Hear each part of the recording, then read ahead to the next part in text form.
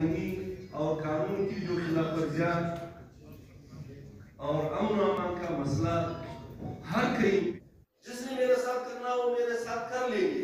लेकिन बात यह है कि अगर आप लिखने से कासिर हैं आराम करता है, लेकिन इसमें कदर नहीं है। उन्होंने क्या किया है? एक दो केसेस उनके पास गए हैं, उन्होंने ईमानदारी से अपनी राय दी।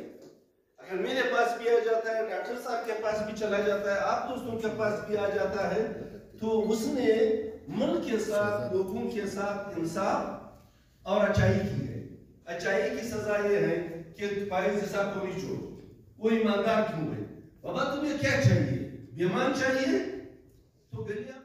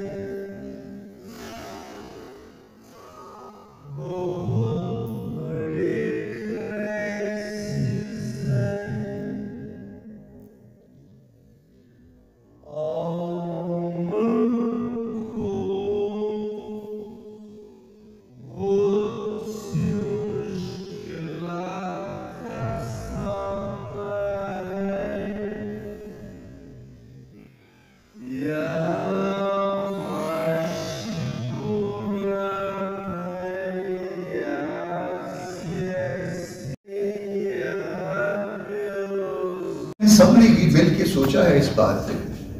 ये मुमकिन है कि आपके साथ तनकीद नहीं चली जाए बात, मगर ये मैं अपने लिए भी रखता हूँ कि हमने सबने कभी मिल के एज ए पोलिटिकल पार्टी भी कभी ये सोचा। इस सूबे ने हमेशा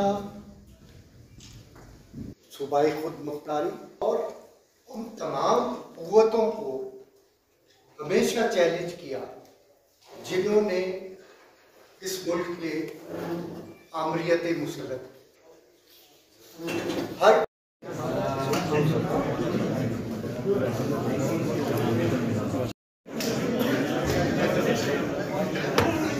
और हम तमाम पॉलिटिकल पार्टीज को जो है दावत देंगे कि उनके सरबराह हमारे साथ इधर हों, कि जब हम इधर से रवाना हो पता चले, क्योंकि किसी तहरीक का भी स्टार्ट पता चलता है कि उसके स्टार्ट क्या है।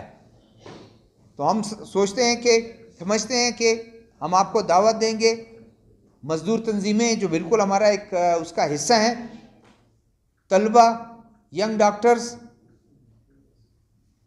ह्यूमन राइट्स कमीशन, वकला, ये तमाम मिलकर हम उस तहरीक का आगाज़ करेंगे। वो तहरीक सिर्फ PFUJ की नहीं है, वो तहरीक सिर्फ जर्नलिस्ट की नहीं है, वो तमाम सिविल सोसाइटी की, पूरी सिविल सोसाइटी की एक तहरीक है जिसका हिस्सा आप लोगों ने खासकर पॉलिटिकल पार्टीज, मजदूरों ने और वकला ने डालना है। और ये कोयटा से होता हुआ सिंध, पंजाब से होता हुआ और उसके बाद पार्लियामेंट के सामने जो है सिट इन करेगा, उस वक्त तक जब तक हम वो हमारे साथ बात नहीं करें, इससे हमारे मसाइल हल ना करें। तो हम समझते हैं PMDA या इससे पहले 2020 के सोशल मीडिया रूल वो लाए हैं, फिर अभी कुछ दिन हुआ है, कोई हफ्ता 10 दिन हुआ है, उसको फिर एक और सोशल मीडिया का वो रूल लाए हैं। सोशल मीडिया उनको काफ़ी प्रॉब्लम है। मेरे ख्याल में आम आदमी ने मेन स्ट्रीम मीडिया पर अभी डिपेंडेंट नहीं रहा।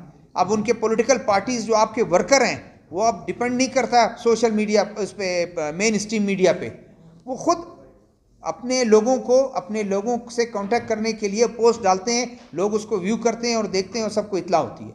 मैं समझता हूं कि इस चीज़ को रोकना हम सब की जिम्मेदारी है। और हम उम्मीद करते हैं कि जिस तरह से आप पहले हमेशा से आप लोग ने हमें हमारा साथ दिया है, इस दफ़ा आप उसको भरपूर साथ दे के उसको अपनी तहरीक समझकर आप हमारा साथ देंगे। चाहे आपके रास्ते में खुशदार हो, कलात हो, हब, लसबेला, आपके कारकुन हमारा साथ देंगे जहाँ जहाँ से हम गुजरेंगे। और उसके बाद आगे हमने उन पॉलिटिकल पार्टी से भी जो है वो रिक्वेस्ट की हुई है, पीपल्स पार्टी ने भी हमें पूरे यकीन दिलाया है, नून लीग ने यकीन दिलाया है, MQM ने यकीन दिलाया है, जमात उलमा इस्लाम ने यकीन दिलाया है। तो हम समझते हैं कि इसको एक हम अवामी तहरीक का शक्ल दें, क्योंकि ये हम सब की बड़ी पार्टियां हैं। हमें तो कहते हैं कि आप लोग छोटी पार्टी हैं, हालांकि एक्चुअली ये है कि हम सबसे बड़े वफाकी वादत को रिप्रेजेंट करते हैं, लेकिन इसके बावजूद हम उनको कहते हैं कि जी आप लोग खुदा अपनी रवैया बलूचिस्तान के बारे में चेंज करें। इक़्तिदार में कुछ और रवैया है, और यहां पे सबसे बड़ा मसला हमारा यहां इस वक्त तमाम मुल्क में कदगनी है, लेकिन जो कदगनी बलूचिस्तान में है बट साहब वो आप तस्वुर नहीं कर सकते हैं। अब चाहे स्टूडेंट को ले लें, लेबर्स को ले लें और पॉलिटिकल पार्टीज को ले लें, जो भी सर उठाएगा वो गायब है, जो भी सर उठाएगा।